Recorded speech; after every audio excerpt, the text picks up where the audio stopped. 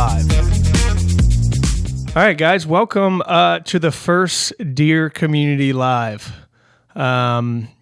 So we are with the 24-Hour Citizen Project. You may be wondering what the 24-Hour Citizen Project is.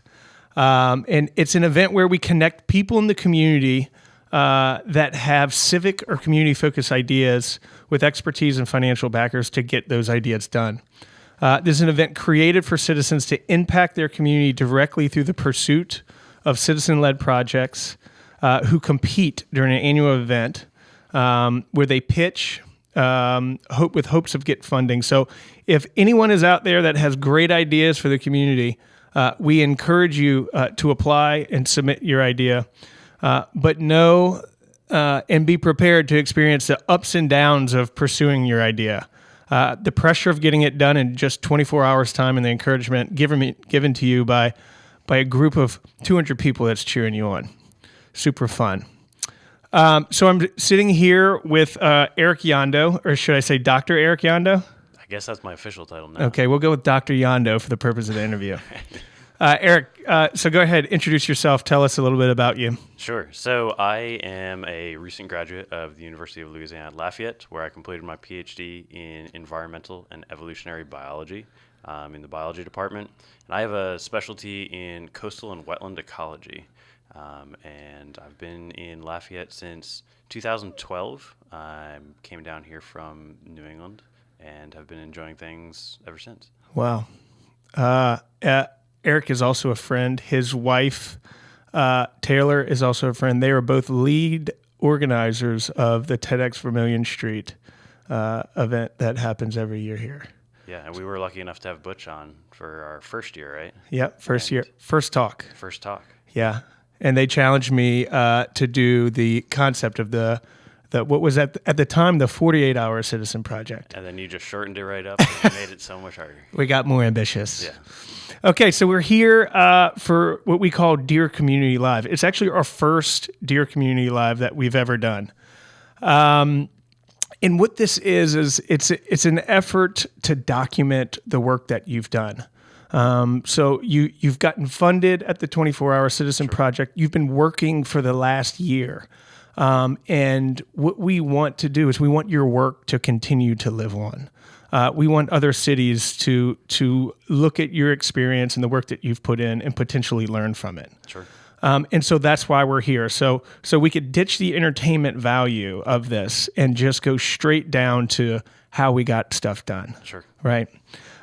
So that's the purpose of Dear Community Live. So let's jump right in. For the new viewers that maybe didn't look at our website or wasn't present during the 24-Hour Citizen Project last year, give us like your 30-second minute elevator pitch. What is the Rain Garden Project? Sure. So the Acadiana Rain Gardens project, as we have become eventually known to be, basically in Lafayette, Louisiana, and many other portions in coastal and low-lying areas, as well as pretty much everywhere in the country, there's a big issue with water management. So we, in August 2016, was kind of I guess I'd say a major change for the community here, as we received 24 inches of rain, something like that, in about 48 hours. So any place that receives that much water is going to flood. And while Louisiana can handle a lot of rain, we couldn't handle that much rain. So there was large amounts of flooding, large amounts of damage, and this ended up basically providing the impetus to say, what can we do on not just the government level or the big scale level, but what can community members do? So when you have rain come down in any environment, there's few options. So it either can penetrate into the ground through water. The water can penetrate into the ground. It can run off into a nearby creek or river, or it can end up being contained either permanently or just for a little while. Essentially, a retention or a detention of the water for a little bit of time. But as you shift from a more rural setting where a lot of water can actually be absorbed into the ground, as you become more urban, like many communities as they continue to develop, you end up getting hard surfaces. And these hard surfaces can be buildings, they can be roads, they can be parking lots, basically anything, any sort of asphalt or concrete, basically where water can't go directly into the ground. So you end up with areas that used to be able to absorb a lot of water now are just pushing water off into new areas. And this is a major issue in almost all urban ecosystems now.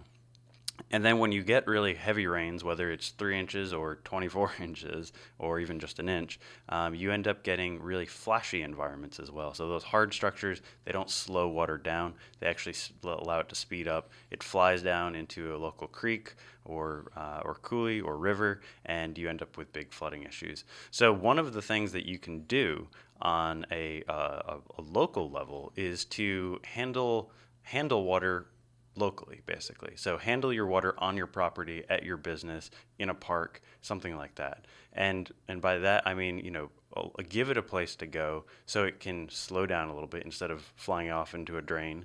Let it slow down a little bit, give it a chance to absorb, and then also give it a chance to perhaps stay there for a few hours before it goes into a local creek.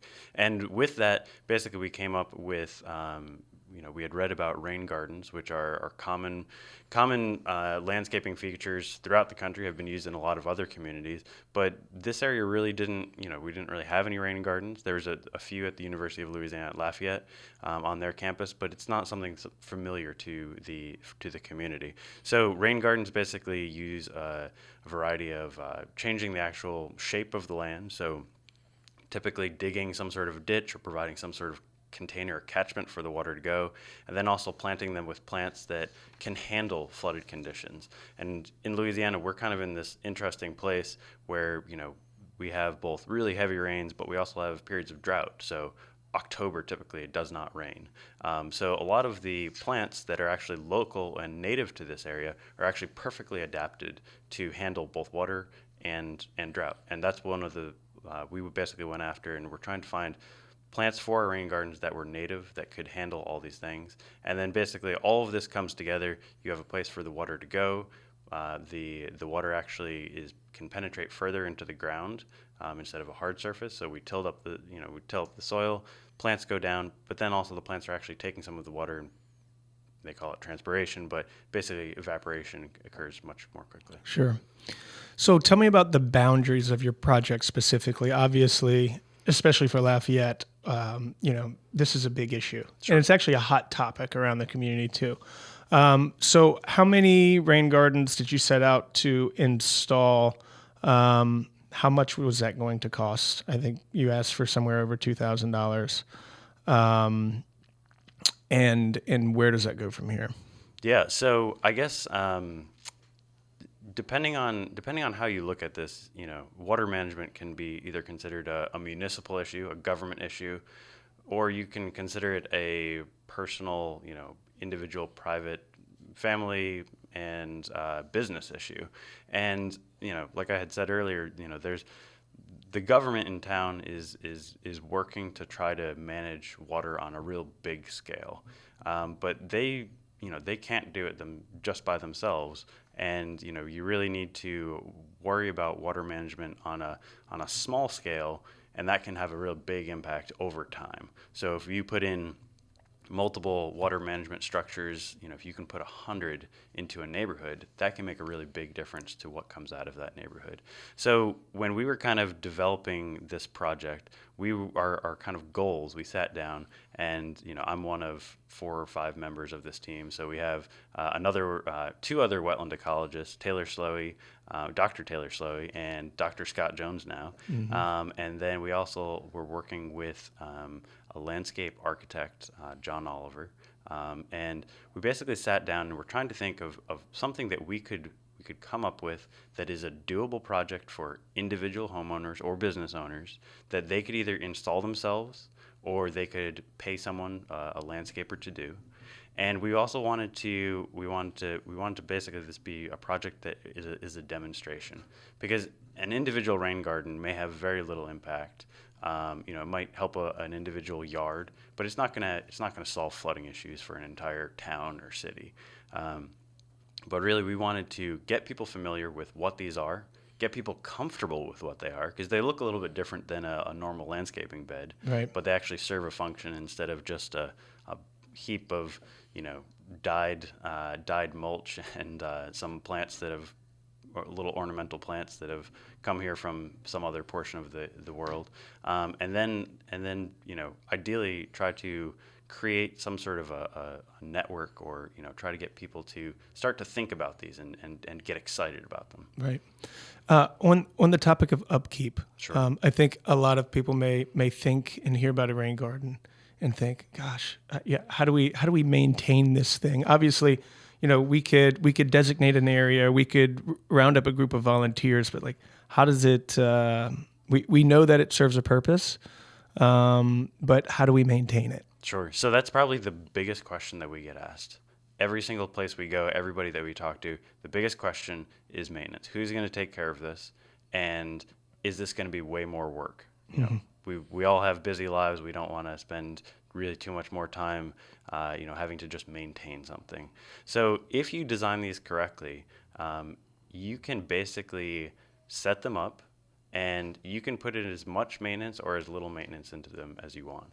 So that typical landscaping bed that you have sitting right in your front yard with the mulch and your petunias and the little Japanese maple tree, you put a certain amount of work into that. Either you pay someone to maintain it, or you go out and weed it yourself, and you might put things in there. And you can make these rain gardens, instead of just having a mound of mulch, you basically you can essentially make a shallow pit, and you can spend quite a bit of time maintaining them. Or the alternative is, if you pick the appropriate plants, you can actually make it so you're not having to replant plants every single year. Once they get established, a lot of these native plants, they're perennials. They come back year after year after year, and they can have pops of color. Here in Louisiana, we have a lot of iris species and hibiscus species that people they go bonkers over, Right. when they see them growing, and those are great species to have in your rain garden, and they require almost no maintenance. Right. That's great. So take me back for a second. Sure. Take me back to the time where the idea actually came to mind. Like I go back to a lot of conversations like with friends about grand ideas that they've had, and they were just that. They just stayed during, at the conversation on the couch or in the car or at the bar or whatever. Where did this idea first come from? Take me back to that place.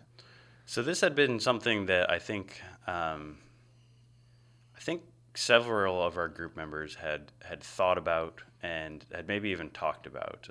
I know that we had, John Oliver, the landscape architect, he had worked in New Orleans and had actually helped put several of these in for a group that was doing that there. So he had this very interesting expertise.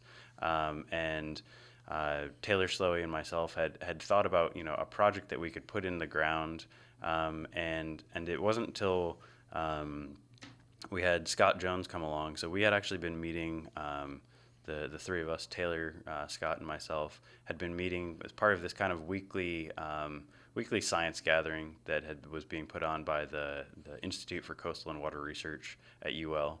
And with their director's support, we started to kind of think about, well, what's something we could actually do? What's something that we could spend a little bit of time and do something? And that was right around the time when you guys were the 24-Hour Citizen Project was starting to look for applications. Mm-hmm. So we thought, we don't want this to be too big of a project, but we could feasibly come up with something. And water issues are hot right now, in both in the city but also across the country. And we said, well, we could put in a rain garden. And a rain garden, like I said earlier, is a very common thing, but is very foreign to this portion, at least of Louisiana. Right. It's not something that I think people unintentionally may build them, or we have a lot of swamps, so it's kind of a very natural fit that way. But Scott basically said, I'm going to put together a proposal, and will you guys read over it and join me?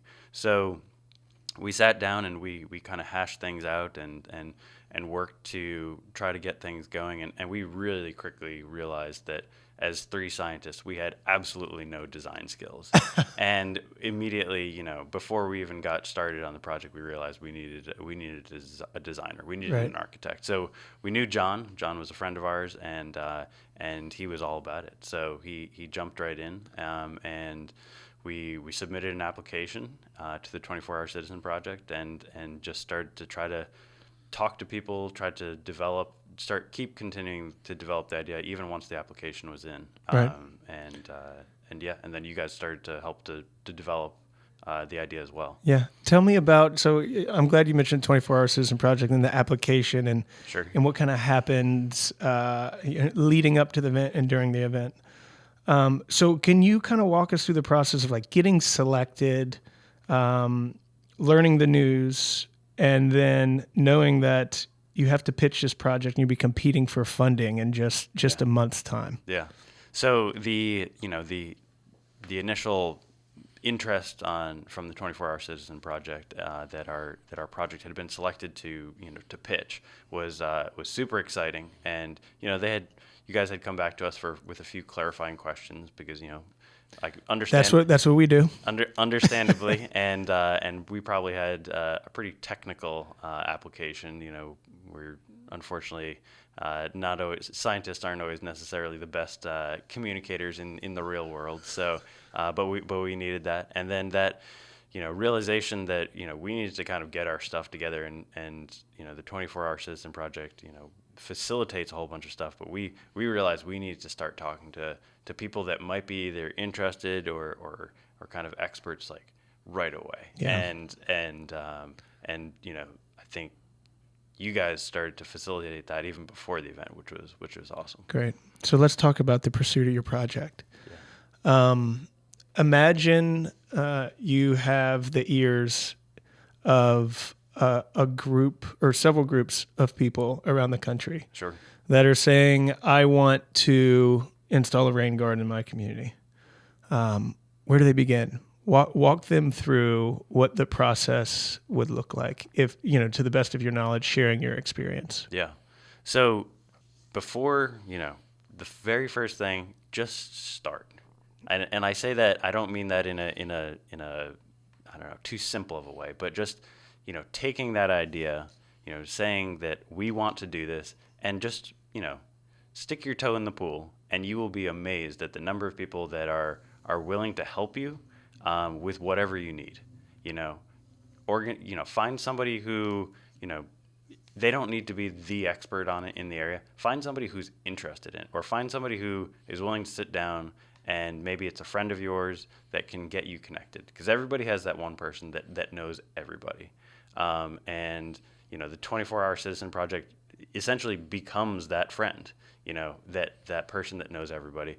But just think about what you're interested in doing, and think about groups that you might want to partner with. So that's something that we really tried to go right from the start. We tried to say, this is not something that we want to be, first of all, that we want to be the only people doing. We want other people to join in, but we also want to educate people. So we want to get as many people involved as possible. And sometimes that works out really easily, and sometimes that it's tricky getting schedules to work together. But just get people to start thinking about it, and guaranteed there's somebody else out there. Then after that, you can start to think about, well, where's the best place to put in something like a rain garden, and then make a list and start to approach people. So one of our projects is at Girard Park. It's one of the city-owned parks here in Lafayette, and we just essentially blindly emailed the parks director after being given his name, and got in touch with him, sat down, and he was all about it. He thought it was a fantastic idea. A lot of cities have constraints of what they can do, but you as an individual citizen with a little bit of time and money, they are almost always more than happy to, as long as it's fitting, as long as it's not too crazy or too dangerous or anything like that, more likely than not, they're more than happy to have groups of people come and help contribute to their community's parks, because it's not just the government that should be and can be contributing to the beauty or the functionality of these spaces. So I heard build a team, Yeah. get excitement around the idea. So there are organizations in town, right? So you already talked about that this is a pilot program or a demonstration project. So we're only talking about 2 gardens here. And the goal is to install the gardens and show people how it's done, so that governments or government agencies, businesses, maybe even neighborhoods could potentially adopt this. So step number 1, build a team. Yeah. Step number 2, location. So identify your location. For you guys, it sounds like it was a one effort and you got an acceptance. That's probably not always the case, right? No, and our second location, was we wanted these to be as public as possible. We had thought about trying to maybe put one into a neighborhood or something like that, and we actually approached the city hall, and with them, city hall is a big focal point, and they were very interested, but they also wanted to make sure it was in a place that was going to work for them. So we had scouted out all around City Hall's property, and there was a bunch of different areas, but they actually ended up having a location in mind that we hadn't even thought about. That ended up being a little bit different, perhaps, than what we had envisioned, but I think being really adaptive to whatever the needs of people that you're going to be working with. It actually has ended up paying off and has ended up providing a rain garden example that is different, but can also kind of show the possibility of what these have become. So we're really super happy that we ended up putting in the other rain garden. Essentially, it was in an old fountain that they didn't have the money to remove, and we wanted to essentially beautify it and give it some function and purpose. Nice. So build a team, select a location, and I'd say that there's a third component to this, and that would be blueprints and installation, or maybe design, blueprints, installation. Can you walk us through that a little bit? Yeah, sure. So, once we had kind of figured out, ideally where our gardens were going to be, this is really a time where, it was really fun for us to try to be creative and kind of dream big on what this project could be. And then, kind of work within the constraints of the site and what other people wanted as well. So, I would really encourage people, especially if they're working in a park or even in their neighborhood, or even on their own piece of property, talk to the people that are going to be impacted by this. So, we were interested in, we made up a design and showed it to the parks and to City Hall and kind of explained to them and walked through them. But, that could be your neighbor. That could be if you have a little boulevard or median, that could just be the neighborhood association or whoever it ends up being, because people want to be part of something. People want to have their 2 cents, and people have great ideas, especially your older neighbors, your people who have just been in the community for a long time. They know exactly, in this case, they know where water piles up. They know where the need is. So just taking the time to not just jump right in, but to come up with a sound design, go back to your stakeholders in this case, whoever they may be, and get their input. And whether those stakeholders are just citizens, depending on the project, or like in our case, it was citizens and government members, and then also other people from the 24-Hour Citizen Project. We wanted feedback on our great idea before we even started to install it or buy supplies or things like that. How many days did it take you to install the garden? So the one in Girard Park. The one in Girard Park went in over the course of 1 weekend. And we actually partnered with UL's big event, I believe it's called. And so we ended up getting almost 40 volunteers, maybe even more. We had members from several of the sororities and fraternities, as well as some of the other on-campus organizations that came out. And they were of great help. They wanted to know all about it. And we really needed that many hands to get the job done. So we had them for one full morning and, really made an impact. Basically, we were able to dig the entire area out. This area needed to be dug out. Soil was really hard and compact, and they put a lot of time and effort in just removing materials. But then, How many volunteers? almost 40 volunteers just from 40. there. So 40 volunteers in one morning. Yeah, and that was purely just us giving us a call to the director of the big event and saying we're looking for volunteers. We could use anywhere between, 10 and I think 30, and we got close to 40, I'd say. Wow. But it was really interesting to just see people kind of getting excited about doing something in their community, and a lot of these people had never hadn't put in a rain garden before, but didn't even know that this might even be an issue. Right. So that's where the education comes in. And we were able to, not only educate people once they are there and the garden's complete, but getting the community involved early in the process. Yeah, I think that's a great message. So tell me this. Anytime we pursue any endeavor, there are the unknowns. They're the things that you didn't expect to happen. Sure. I'm sure in this project, given all of the qualifications of your entire team, there are still a couple of things that you didn't expect from the project. Oh, big time. What were they? Can you share them with us? So, initially, way back when this project was just coming to light, we were thinking that these were going to be, we were thinking, could we fit 3 to 5 rain gardens? That was kind of our first hurdle. And pretty quickly it became evident that, due to the constraints of, time and funding and space, we really need to focus on 2 really good ones. Kind of the second challenge, which is, I guess, a physical challenge, basically our site at Girard Park, we were expecting to be able to get this entire thing done in, a morning and an afternoon. Mm-hmm. And we ended up basically having to using those 40 volunteers I just talked about, basically dig out this area. Right. And the soil was so compact, and we spent hours just with a rototiller trying to break up the soil. But the park has thousands of visitors every year walking across the grass, and for the rain gardens, they really need to break up the soil and allow the plants to grow down into the soil, and they continue to break things up. Right. So that really was, that's kind of a real physical challenge that way. But just even just the planning and trying to get things all the way together, it just takes time more than that, more than anything. Yeah. So. Tell us the things that you loved about the project. Just getting to meet new people, to be honest with you. We've really enjoyed learning about more about these rain gardens. Despite being wetland ecologists, urban environments.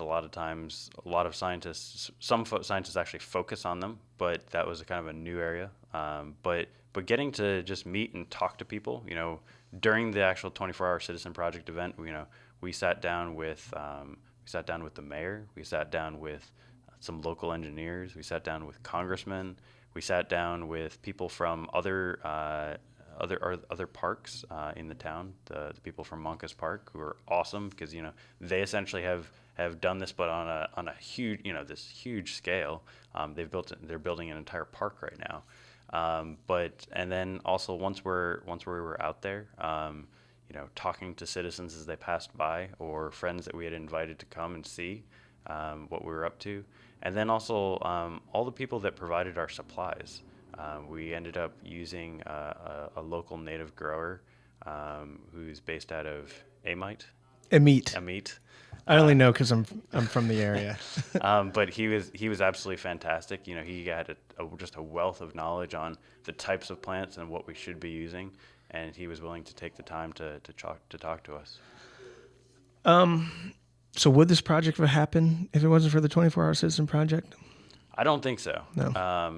The funding really was something that we needed for sure, and I don't think that without the pitch event, besides Scott doing a great job pitching, I don't think a lot of people necessarily would support this sort of thing without having that sort of a platform and kind of having support drum up for it. Getting the 24-hour citizen project to say this is one of the teams that we want to pitch, and having the funders to say, this is something worthwhile for the community after we tried to break it down for them and show them the value. And that was also probably a challenge, talking to a whole different type of audience, and trying to make a pitch that is going to really sell. Which can be really, is really difficult. It's a very different type of talking, I think, for most people, unless you're just on Shark Tank every week, just, getting challenged on your ideas. But really trying to pitch it to your community to get people excited about it. And I feel like in many communities, including this one, and I'm guilty of this, we have this tendency to sit back and wait for, say, local government to do the things that we want them to do. Sure. I know that rain gardens have been on the radar of our local government, especially with all of the flooding and all of the things that have been going on. So why take it upon yourself to pursue this project? Why not sit back and wait? So the local government, so there's actually Department of Environmental Quality and Project Front Yard. They're actually pursuing more rain gardens. And one of the interesting things that came out of this was, as this is something that they've been wanting to do and are pursuing actively. And I really applaud them for doing that. But I think and people have started to talk about this in general in the community, but getting that community buy-in is really important. And they're doing their portion of that and getting people excited about it. But I think, at least for us, a portion of it was just showing people that you can do this. You can go and, you can work side by side with your local government or a nonprofit in town who's doing great work, and you shouldn't just let, them always take the lead. There's a whole bunch to be said for taking a project, claiming it as your own, and now, people now know that, we were the ones that put this in, and not that we want any specific credit, but like, I'd almost rather I want people to go and see and say that, this is just a community, a citizen-based team. We might have a scientific background, but with very little, you can educate yourself on just about anything. This is something that we were passionate about. But showing your neighbors that you're passionate about something and that you're willing to donate some of your time, some of your resources to beautify a park or even your own little stretch of sidewalk or whatever it is, both from a beautification standpoint, but then also a functional standpoint, and saying that this is something that matters to us, and getting them inspired and educating them on whatever your topic is. So what's left for the project? You guys are 100% done? We are about 95% done. So I know there's an educational component. Yeah. And I know we touched on it a little bit, but that's the only thing. So we're waiting on signage. Is that the very last thing? Yeah. So we've been working with some graphic designers from the Lafayette Science Museum, Blake, and he's been fantastic. And he designs the science museums. All their signage and educational materials. And he's really helped us break things down, think about a really easy way to organize it. And he's also a fantastic graphic designer. So he's been helping us with that. And so we're working on finalizing those. We're almost done. And then we're going to be putting in, we're going to get the signs printed and put out there. That's great. And we have a few little add-ons that we are trying to do. So we'd like to get like some sort of marker as well. And maybe even some rain gauges in the future. That's great. And you could let or share some of those educational designs and stuff that you want to put out there, so that other communities potentially pursuing the same thing could maybe use. Yeah, other communities. Even just members of our own community. Okay. Just showing people what this instead of what their typical giant kidney bean landscaping feature in their front yard looks like right now. Right. This is what they could look like. Yeah. And rain gardens kind of are considered in many circles kind of as these wild places where mosquitoes breed and all these other things.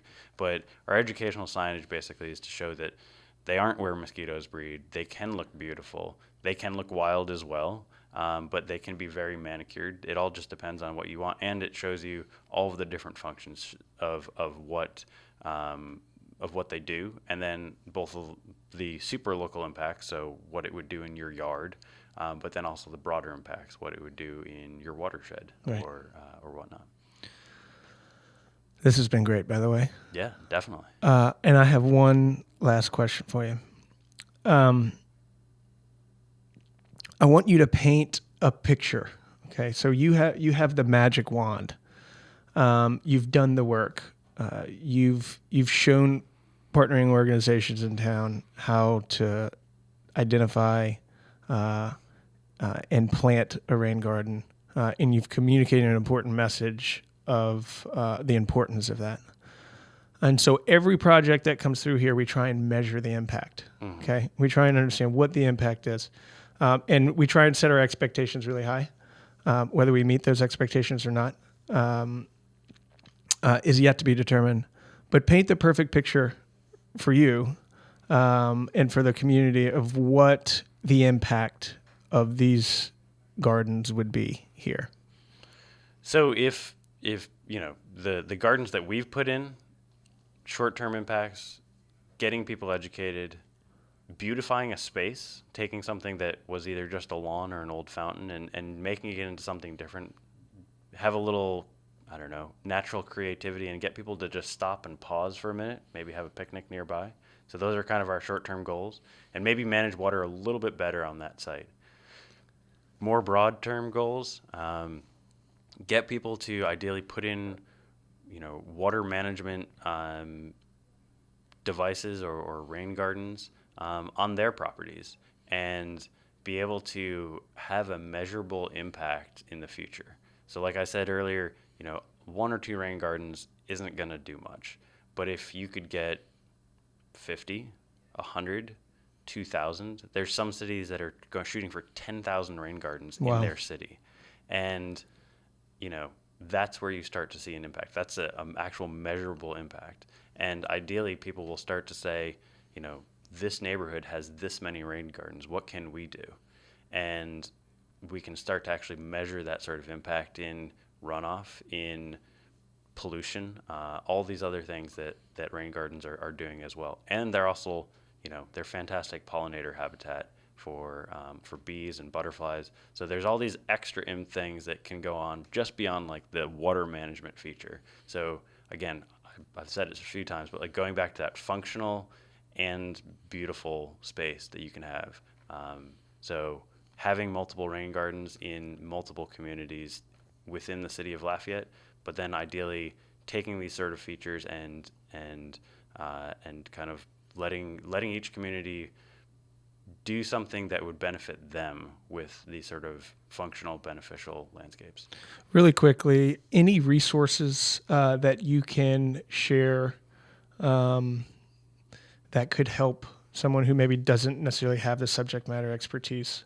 Sure. That you could point them to? Yeah. So locally, Lafayette Consolidated Government has a really great PDF on their webpage that just shows you how to do all sorts of community projects, not just rain gardens. They'll show you how to install a rain barrel. They'll show you how to organize a litter pickup, all sorts of different things. So that's on their website. I believe it's also Lafayette Consolidated Government's DEQ has a nice document out there about rain gardens specifically, again, as well as a few other water management features. More broadly, the Acadiana Native Plants Association, they're working to try to get more native plants into the hands of homeowners. And then I think also, there's more broadly, just Googling rain gardens, there's fantastic YouTube videos from, both professionally made documentaries or just, Joe down the road who has set up a time-lapse camera and shows you what to do and walks you through it. So just spending a little bit of time on the internet, educating yourself on things. It's, there's a ton of resources out there. I think that ideally we could try to maybe even get them consolidated a little bit more in one place. But to the person that's interested in rain gardens, it certainly is not hard to find information. And then also here in Louisiana, you can actually,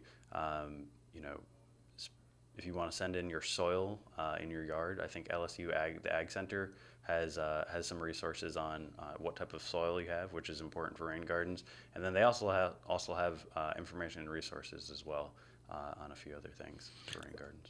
That's great. Dr. Eric Yondo, thank you so much. Your project has been an example to other citizens to act to create change in their community.